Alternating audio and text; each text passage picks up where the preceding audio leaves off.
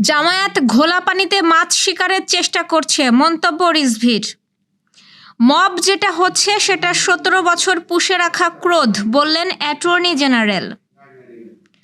আজ পবিত্র আশুরা।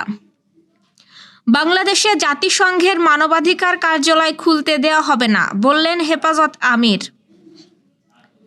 মোরেলগঞ্জে মাদ্রাসা শিক্ষকের জমি দখলের অভিযোগ, গাছ কর্তন। দর্শক, গ্রামের কাগজের সকালের খবরে আপনাকে স্বাগত। শুনছিলেন প্রধান শিরোনাম, এছাড়াও রয়েছে রাশিফল। এবার চলুন যাওয়া যাক মূল আয়োজনে। জামায়াতে ইসলামীর বিরুদ্ধে ঘোলা পানিতে মাছ শিকার করার চেষ্টার অভিযোগ তুলে বিএনপির সিনিয়র যুগ্ম মহাসচিব রুহুল কবির রিজভী বলেছেন, যে দল স্বৈরাচারী সরকারের অধীনে 1986 সালের নির্বাচনে অংশ নিয়েছিল তারা এখন তত্ত্বাবধায়ক সরকারের অধীনে নির্বাচনী পরিবেশ নিয়ে প্রশ্ন তুলছে।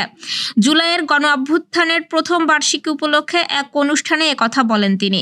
রিজভী বলেন, বিশ্ব ইতিহাসের নানা পর্বে জনগণ আন্দোলন ও সংগ্রামের মাধ্যমেই নিজেদের অধিকার আদায় করেছে। একটি নির্বাচিত সংসদ ও জনগণের কাছে জবাবদিহিমূলক প্রতিনিধি থাকা রাজনৈতিক অগ্রগতির জন্য অপরিহার্য। তিনি বলেন, কিন্তু আপনি এমন নির্বাচনকে সমর্থন না দিয়ে রাজনৈতিক বুলি আউড়ে নির্বাচন বিলম্বিত করার চেষ্টা করছেন। আপনি নির্বাচনী পরিবেশ নিয়ে প্রশ্ন তুলছেন, কিন্তু আমরা আপনার অতীত জানি। এক সময় আপনি স্বৈরাচারের অধীনে কোনো দ্বিধা ছাড়াই নির্বাচনে অংশ নিয়েছেন শেখ হাসিনার পথ অনুসরণ করে। এর আগে শুক্রবার জামায়াতে ইসলামীর আমির শফিকুর রহমান রংপুরে এক সমাবেশে বলেন, বর্তমান পরিস্থিতিতে বাংলাদেশে একটি নিরপেক্ষ নির্বাচন সম্ভব নয়। অ্যাটর্নি জেনারেল মোহাম্মদ আসাদুজ্জামান বলেছেন, মবের ঘটনাগুলো বিচার বিভাগের প্রতি মানুষের অনাস্থা নয়, বরং গত 17 বছরের ক্রোধ। তবে এই ক্রোধ সমীচীন নয়। শনিবার জুলাই আন্দোলনের চেতনা বাস্তবায়নে করণীয় শীর্ষক এক বিতর্ক অনুষ্ঠানে প্রশ্নোত্তর পর্বে তিনি একথা বলেন। মব সন্ত্রাস বিচার ব্যবস্থার প্রতি অনাস্থার বহিঃপ্রকাশ কি না এমন প্রশ্নের জবাবে অ্যাটর্নি জেনারেল বলেন, এটা বিচার ব্যবস্থার প্রতি অনাস্থা নয়। মব যেটা হচ্ছে সেটা এক ধরনের ক্রোধ।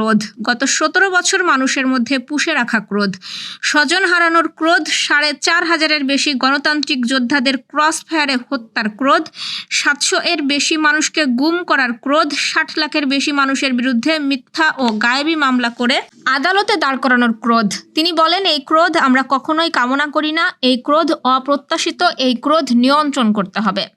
এই ক্রোধ জুলাই বিপ্লবের সঙ্গে যায় না। এই ক্রোধ যারা দেখাচ্ছেন তাদের প্রতি অনুরোধ, আপনারা নিজেদের সংবরণ করুন। পবিত্র আশুরা আজ। আশুরা শব্দের অর্থ হচ্ছে দশম। সৃষ্টির শুরু থেকে নানা ঘটনার কারণে হিজরি মহররম মাসের দশম দিনটি তাৎপর্যপূর্ণ। এই দিনটিতে বিশ্বের মুসলমানদের মতো বাংলাদেশের মুসলমানরাও নামাজ রোজা সহ বিভিন্ন নফল ইবাদত করে থাকেন। শিয়া সম্প্রদায় তাজিয়া মিছিল বের করে। আজ সরকারি ছুটি থাকবে এই দিনটি উপলক্ষে। বাংলাদেশে জাতিসংঘের মানবাধিকার কমিশনের কার্যালয় স্থাপনের উদ্যোগের তীব্র বিরোধিতা করেছেন হেফাজতে ইসলাম বাংলাদেশের আমির আল্লামা শাহ মুহিবুল্লাহ বাবুনগরী। তিনি বলেন, বাংলাদেশে জাতিসংঘ মানবাধিকার কার্যালয় খুলতে দেয়া হবে না।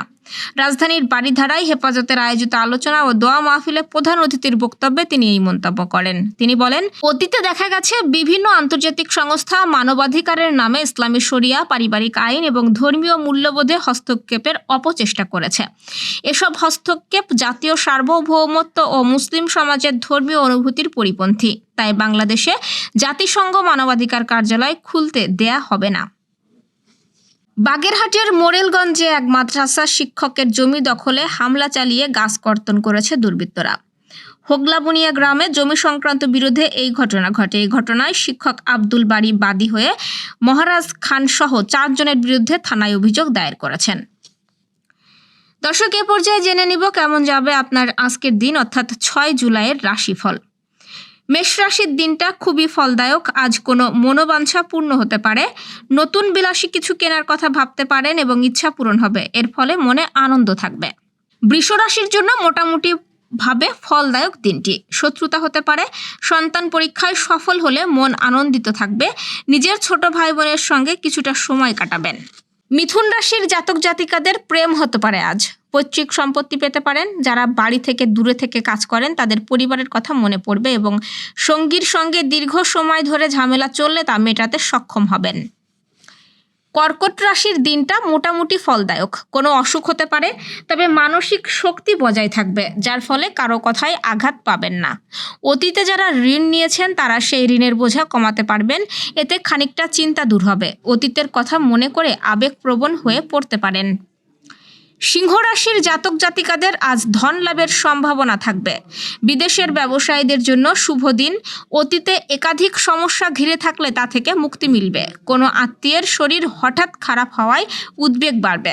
কন্যা রাশির জাতক জাতিকাদের সাহিত্যে অর্থলাভ হবে আজ। ব্যবসায়ে বিভিন্ন খাত থেকে আর্থিক সুবিধা লাভ করবেন।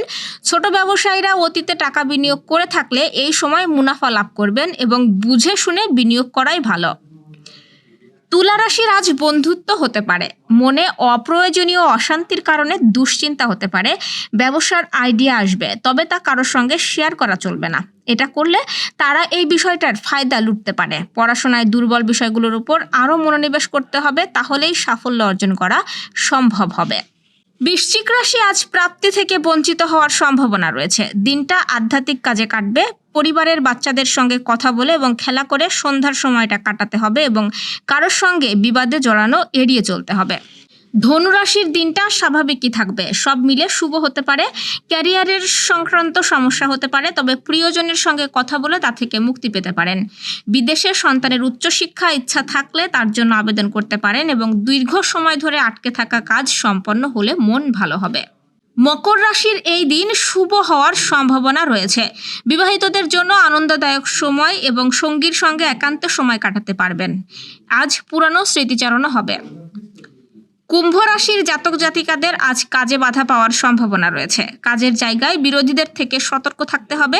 নিজের জন্য কিছু টাকা খরচ করার কথা ভাবতে পারেন, যা রেখে শত্রুরা ঈর্ষান্বিত হবে। কিন্তু সেটা নিয়ে চিন্তার কোনো কারণ নেই, কারণ শত্রুরা নিজেদের মধ্যেই ঝামেলা করে শেষ হয়ে যাবে। মীন রাশির আজকের দিনে অশান্তির যোগ বেশি, তবে ইতিবাচক ফলও মিলবে। মা বাবার কাছে মনের অনুভূতি কিংবা সমস্যা প্রকাশ করলে সেটা সমাধান করতে পারবেন। এমনকি কোনো কিছুতেই কিছু মনে করা চলবে না। কিছু ঘটলেও তার পেছনে ফেলে এগিয়ে যেতে হবে, তাহলেই ব্যবসায়ে মুনাফা আসবে। দর্শক, এই ছিল এখনকার আয়োজন। আগামীকাল ঠিক একই সময়ে সকালের খবর ও আপনার রাশিফল দেখতে ও জানতে চোখ রাখুন গ্রামের কাগজের ইউটিউব চ্যানেল ও ফেসবুক পেজে। আর প্রতিদিনের খবরের আপডেট পেতে গ্রামের কাগজের ইউটিউব চ্যানেল সাবস্ক্রাইব এবং ফেসবুক পেজ ফলো করে রাখতে ভুলবেন না। আমাদের পরবর্তী খবর দেখুন বিকাল 3টায়। শুভ বিদায়।